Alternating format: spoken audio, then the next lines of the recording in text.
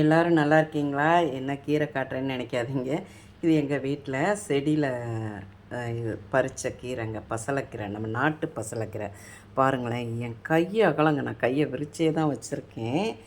என் கை அகலத்தை விட பெருசாக இருக்குது இந்த கீரை. அதாவது வந்து பார்த்திங்கன்னா, பெரிய பெரிய இலையாக இருந்தது. பறிக்கும் போதே காட்டணும்னு நினச்சவா என்ன ஆச்சுன்னா, நமக்கு எப்போயுமே பின்னாடி தான் அந்த ஞாபகம் வரும்.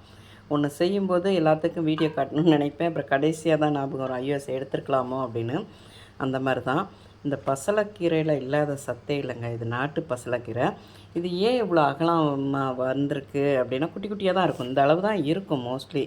ஆனால் இதெல்லாம் விட அகலமாக இருக்குது பாருங்கள், எவ்வளோ அகலம். இந்த அளவுக்கு தான் இருக்கும். எவ்வளோ அகலம் பாருங்கள், சாதா இதுக்கும் அதுக்கும். அது வந்து இதுக்கு நான் உரம்லாம் போட்டது கிடையாது. என்ன போடுவேன்னா,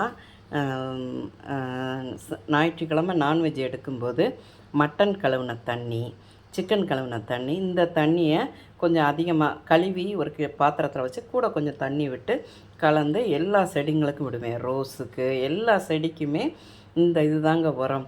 அதோட இதுதான் நான் நினைக்கிறேன். இலை பார்த்திங்கன்னா பெருசு பெருசாக இருக்கும். இப்போ சாதாரண அளவு இந்த அளவு தான் இருக்கும். இது பாருங்கள் எவ்வளோ அகலமாக அந்த பசலைக்கீரை இருக்குதுன்னு சொல்லிட்டு. இந்த கீரையில் இல்லை ஹீமோகுளோபின், டைஜஷன் ஆகிறது பிரச்சனையாக இருக்கட்டும், அவ்வளோ சத்துக்கள் நிறைஞ்ச இந்த கீரைங்க. வீட்டில் எல்லோரும் வளர்த்து நீங்களும் தயார் பண்ணி சாப்பிடுங்க. இது வந்து நாளைக்கு தான் நான் கடைய போகிறேன். காலையில் சமையல் முடிச்சுட்டு நாளைக்கு தான் இது கடைய போகிறேன். கடையிறத உங்களுக்கு வீட்டில் வீடியோ எடுத்து போடுறேங்க, ஷார்ட்ஸாக போடுறேன்.